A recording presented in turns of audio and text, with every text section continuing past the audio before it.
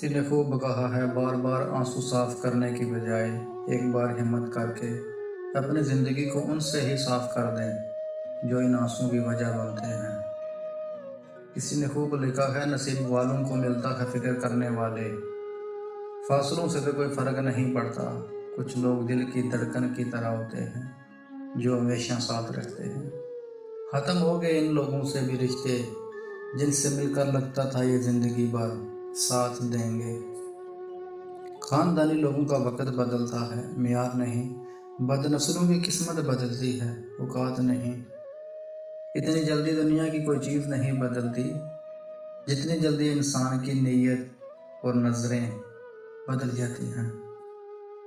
आंखें बंद होने से पहले आंखें बंद होने से पहले अगर खुल जाएं, तो ज़िंदगी सुधर जाती है। बहुत सोच समझ कर अपनों से रूठा करो, आजकल मनाने का रिवाज ख़त्म हो गया है। ज़िंदगी भी कितनी अजीब है, मुस्कुराओ तो लोग जलते हैं, तन्हा रहो तो सवाल करते हैं।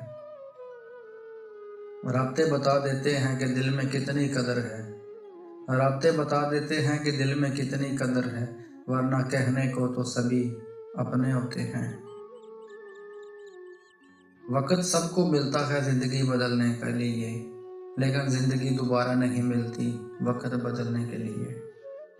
अच्छी ज़िंदगी अच्छी सूरत से नहीं, नीयत से मिलती है।